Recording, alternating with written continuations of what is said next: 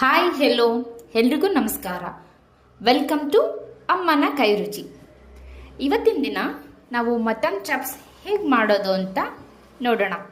ಇನ್ನು ಯಾರೆಲ್ಲ ನಮ್ಮ ಚಾನಲ್ನ ಸಬ್ಸ್ಕ್ರೈಬ್ ಆಗಿಲ್ಲ ಅಂದರೆ ಸಬ್ಸ್ಕ್ರೈಬ್ ಮಾಡಿ, ಹಾಗೆ ಹೀಗೆ ನೀವು ಸಪೋರ್ಟ್ ಮಾಡ್ತಾ ಇರಿ. ಮಟನ್ ಚಾಪ್ಸ್ಗೆ ನಾವಿಲ್ಲಿ 1 kg ಮಟನ್ ತಗೊಂಡಿದ್ದೀವಿ.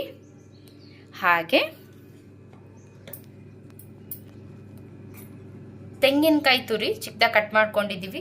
ಗೋಡಂಬಿ, ಮೆಣಸು, ಚಕ್ಕೆ, ಲವಂಗ, ಹಸಿಮೆಣಸಿನ್ಕಾಯಿ, ಶುಂಠಿ, ಕಡಲೆ, ಗಸಗಸೆ, ಟೊಮ್ಯಾಟೊ, ಈರುಳ್ಳಿ, ಬೆಳ್ಳುಳ್ಳಿ, ಹಾಗೆ ಇಲ್ಲಿ ಈರುಳ್ಳಿ ಒಗ್ಗರಣೆಗೆ ಬೇರೆ ಇದೆ, ಪುದೀನ ಸೊಪ್ಪು, ಇಲ್ಲಿ ಕೊತ್ತಂಬರಿ, ಪುದೀನ ಎರಡು ಮಿಕ್ಸ್ ಆಗಿದೆ. ಇಲ್ಲಿ ಮಟನ್ನ ಚೆನ್ನಾಗಿ ತೊಳೆದಿಟ್ಕೊಂಡಿದ್ದೀವಿ. ಹಾಗೆ ಇದಕ್ಕೆ 1 ಗ್ಲಾಸ್ ನೀರು ಹಾಕ್ತಾ ಇದ್ದೀವಿ. ಸ್ವಲ್ಪ ಉಪ್ಪು, ಹಾಗೆ 1/4 ಚಮಚ ಅರಿಶಿನ ಪುಡಿ ಹಾಕ್ತಾ ಇದ್ದೀವಿ. ಇದನ್ನು ಬೇಯಿಸ್ಕೋಬೇಕಾಗತ್ತೆ. ಸೊ 3 ವಿಷಲ್ ಮಟನ್ನ ಅರಿಶಿನ, ಉಪ್ಪು, ನೀರು ಹಾಕಿ ಬೇಯಿಸ್ಕೊಳ್ಳೋಣ. ಮಟನ್ ಒಂದು ಕಡೆ ನೋಡಿ ಬೇಯಕ್ಕಿಕ್ಕಿದ್ದಾಯಿತು. ಈಗ ನೆಕ್ಸ್ಟು ಕೆಲವು ಸಾಮಾನು ಐಟಮ್ಸ್ನ ಹುರ್ಕೋಬೇಕಾಗತ್ತೆ. ಅದಕ್ಕೆ ಬಾಣಲಿ ಇಟ್ಟು ಬಾಣಲಿ ಕಾದ ನಂತರ ಎಣ್ಣೆ ಹಾಕಬೇಕು. ಈಗ ಈರುಳ್ಳಿ ಹಾಕೋಬೇಕು. ಇದಕ್ಕೆ ಬೆಳ್ಳುಳ್ಳಿ ಹಾಕೋಬೇಕು. ಚೆನ್ನಾಗಿ ಹೀಗೆ ಫ್ರೈ ಮಾಡ್ಕೋಬೇಕು. ನೋಡಿ, ಹೀಗೆ ಈರುಳ್ಳಿ ಮತ್ತೆ ಬೆಳ್ಳುಳ್ಳಿನ ಕೆಂಪುಗಾಗೋವರೆಗೂ ಫ್ರೈ ಮಾಡ್ಕೋಬೇಕು. ಇದ್ರ ಜೊತೆ ಶುಂಠಿನೂ ಹಾಕೊಂಡು ಫ್ರೈ ಮಾಡ್ಕೋಬೇಕು.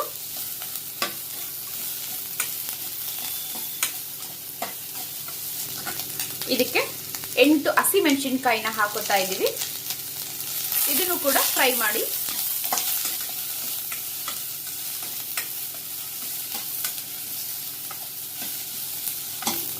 ನೋಡಿ, ಇವಾಗ ಸ್ವಲ್ಪ ಕೆಂಪುಗಾಗಿದೆ. ಈಗ ಇದಕ್ಕೆ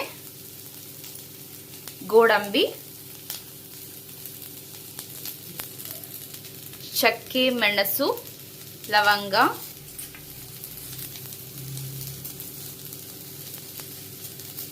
ಹಾಗೂ ಗಸಗಸೆ, ಕಡಲೆ,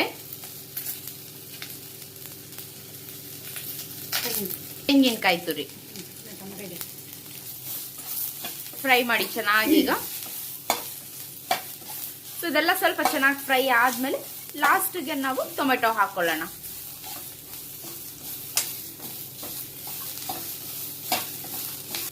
ಸೊ ನೋಡಿ, ಇದು ಫ್ರೈ ಆಯಿತು. ಲಾಸ್ಟ್ಗೆ ಟೊಮೆಟೊ ಹಾಕೋತಾ ಇದ್ದೀವಿ. ಟೊಮೆಟೊ ಹಾಕೊಂಡು ಅದನ್ನು ಕೂಡ ಚೆನ್ನಾಗಿ ಫ್ರೈ ಮಾಡ್ಕೋಬೇಕು. ಹೀಗೆ ಈಗ ಇನ್ನೇನು ಸ್ಟವ್ ಆಫ್ ಮಾಡ್ತೀವಿ ಅನ್ನೋ ಹಾಗೆ ಪುದೀನ ಮತ್ತೆ ಕೊತ್ತಂಬರಿನ ಹಾಕೊಂಡು ಮಿಕ್ಸ್ ಮಾಡಿಕೊಂಡು 1-2 ನಿಮಿಷ ಬಾಯಿ ಮುಚ್ಚಿ ಇಟ್ಬಿಡೋಣ. ತಣ್ಣಗಾಗಕ್ಕೆ ಇಡಬೇಕಲ್ಲ. ಸೊ ನೋಡಿ, ಹೀಗೆ ಸುಮ್ಮನೆ ಹೀಗೆ ಬಾಡಿಸ್ಬಿಟ್ಟು ಒಂದು ಹಸಿ ಸ್ಮೆಲ್ ಹೋಗ್ಬೇಕಲ್ಲ, ಅದಕ್ಕೆ ಹಸಿ ಸ್ಮೆಲ್ ಹೋಗಿದ ತಕ್ಷಣ ಸ್ಟವ್ ಆಫ್ ಮಾಡಿಬಿಟ್ಟು ಈ ಐಟಮ್ನೆಲ್ಲ ತಣ್ಣಗಾಗಕ್ಕಿಡೋಣ. ನೋಡಿ, ಬಿಸಿಗೇನೆ ಪುದೀನ ಮತ್ತು ಕೊತ್ತಂಬರಿ ಹೇಗೆ ಬೆಂದಿದೆ ಅಂತ. ಸೊ ಈಗ ಇದನ್ನು ತಣ್ಣಗಾಗಕ್ಕಿಡೋಣ. ಯಾಕಂದರೆ ಇದು ಪೇಸ್ಟ್ ಮಾಡ್ಕೊಬೇಕು. ತಣ್ಣಗಾದ್ಮೇಲೆ ಪೇಸ್ಟ್ ಮಾಡ್ಕೊಳ್ಳೋಣ. ಈಗ ಈ ಮಸಾಲೆ ಪದಾರ್ಥ ತಣ್ಣಗಾಗಿದೆ. ಇದಕ್ಕೇನೆ ನೋಡಿ ತಣ್ಣಗಾಗಿದೆ. ಈ ತಣ್ಣಗಾಗಿರೋದಕ್ಕೆ 3 ಸ್ಪೂನ್ ಧನಿಯಾ ಪುಡಿ ಹಾಗೂ ಅರ್ಧ ಸ್ಪೂನ್ ಖಾರದ ಪುಡಿ ಹಾಕೊಂಡಿದ್ದೀವಿ. ಖಾರದ ಪುಡಿ ಆಲ್ರೆಡಿ ನಾವು ಹಸಿಮೆಣಸಿನ್ಕಾಯಿ ಬೇರೆ ಹಾಕೊಂಡಿರೋದ್ರಿಂದ ಖಾರದ ಪುಡಿ ನೋಡಿಬಿಟ್ಟು ನಿಮಗೆ ಖಾರ ಎಷ್ಟು ಬೇಕು ರುಚಿಗೆ ತಕ್ಕಷ್ಟು ಖಾರದ ಪುಡಿನ ಹಾಕೊಳ್ಳಿ. ಸೊ ನಾವಿಲ್ಲಿ 3 ಸ್ಪೂನು ಧನಿಯಾ ಪುಡಿ ಹಾಗೂ ಅರ್ಧ ಸ್ಪೂನ್ ಖಾರದ ಪುಡಿ ಹಾಕೊಂಡಿದ್ದೀವಿ. ಇದನ್ನು ಈ ಮಸಾಲೆ ಜೊತೆ ಚೆನ್ನಾಗಿ ಮಿಕ್ಸ್ ಮಾಡಿಬಿಟ್ಟು ಇಡೋಣ. 1-2 ನಿಮಿಷ ಇಡೋಣ. ನೋಡಿ, ಹೀಗೆ ಮಿಕ್ಸ್ ಮಾಡಿದ್ದಾಯಿತು. ಈಗ ಮಿಕ್ಸ್ ಆಗಿರೋದನ್ನೆಲ್ಲ ಒಂದು ಮಿಕ್ಸರ್ ಜಾರ್ಗೆ ಹಾಕ್ಕೊಂಡು ಪೇಸ್ಟ್ ಮಾಡ್ಕೋಬೇಕು. ನೋಡಿ, ಮಿಕ್ಸರ್ ಜಾರ್ಗೆ ಇದೆಲ್ಲ ಹಾಕ್ಕೊಂಡಿದ್ದೀವಿ. ಇದಕ್ಕೆ ಸ್ವಲ್ಪ ನೀರನ್ನ ಸೇರಿಸಿ ಇದನ್ನು ಪೇಸ್ಟ್ ಮಾಡ್ಕೋಬೇಕು. ಮಸಾಲೆ ಪೇಸ್ಟ್ ಆಗಿದೆ. ಹಾಗೆ ಮಟನ್ನು ನೋಡಿ ಕುಕ್ಕರಲ್ಲಿ ಬೇಯಕ್ಕಿಟ್ಟಿದ್ವಲ್ಲ ಮಟನ್ನು. ಸೊ ಇಷ್ಟು ಬೆಂದಿದೆ ಸಾಕು. ಉಳಿದದ್ದನ್ನು ಒಗ್ಗರಣೆಲ್ಲೇ ಬೇಯಿಸ್ಕೊಳ್ಳೋಣ. ಈಗ ಒಂದು ಪಾತ್ರೆ ತಗೊಂಡಿದ್ದೀವಿ. ಪಾತ್ರೆ ಕಾಯಿ ಹಾಕಿಟ್ಟು ಪಾತ್ರೆ ಬಿಸಿಯಾಗಿದೆ. ಈಗ ಎಣ್ಣೆ ಹಾಕೊಳ್ಳೋಣ. ನೋಡಿ, ಈ ಕಪ್ಪಲ್ಲಿ 3/4 ಕಪ್ ಎಣ್ಣೆ ತಗೊಂಡಿದ್ದೀವಿ. ಸೊ ಎಣ್ಣೆ ಕಾಯಿಲಿ, ಎಣ್ಣೆ ಬಿಸಿಯಾಗಿದೆ. ಇದಕ್ಕೆ ಕಟ್ ಮಾಡ್ಕೊಂಡಿದ್ದಂತಹ ದೊಡ್ಡ ಪೀಸ್ ಆದರೆ ಆನಿಯನ್ನು ಅರ್ಧ ತಗೊಂಡು ಆ ಅರ್ಧದಲ್ಲಿ ಹೀಗೆ ಒಗ್ಗರಣೆಗೆ ಸ್ವಲ್ಪ ಚಿಕ್ಕ ಚಿಕ್ಕದಾಗೆ ಕಟ್ ಮಾಡ್ಕೊಳ್ಳಿ. ಸ್ವಲ್ಪ ಫ್ರೈ ಮಾಡ್ಕೊಳ್ಳಿ ಎಣ್ಣೆಯಲ್ಲಿ. ಈರುಳ್ಳಿ ಫ್ರೈ ಆಗಿದೆ. ಈಗ ಬೇಯಿಸ್ಕೊಂಡಿಟ್ಟಿದ್ವಲ್ಲ, ಈ ಬೇಯಿಸಿದಂತಹ ಮಟನ್ನ ಇದರೊಳಗಡೆ ಹಾಕೊಳ್ಳೋಣ.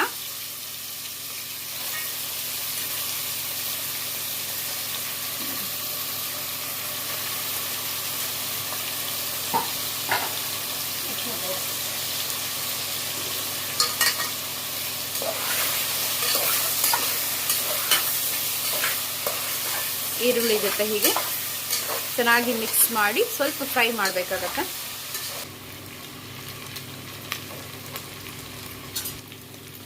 ಈಗ ಫ್ರೈ ಆಯಿತು. ಮಸಾಲೆ ಹಾಕೊಳ್ಳೋಣ. ನೋಡಿ, ರುಬ್ಬಿದಂಥ ಮಸಾಲೆನೆಲ್ಲ ಇದಕ್ಕೆ ಹಾಕ್ಕೊಂಡು ಚೆನ್ನಾಗಿ ಮಿಕ್ಸ್ ಮಾಡ್ಕೊಳ್ಳೋಣ. ಇದೇ ಜಾರ್ಗೆ ಮಟನ್ ಬೇಯಿಸ್ಕೊಂಡಿದ್ವಲ್ಲ ಅದೇ ನೀರನ್ನ ಹಾಕಿ ಮಿಕ್ಸ್ ಮಾಡ್ಕೊಳ್ಳೋಣ.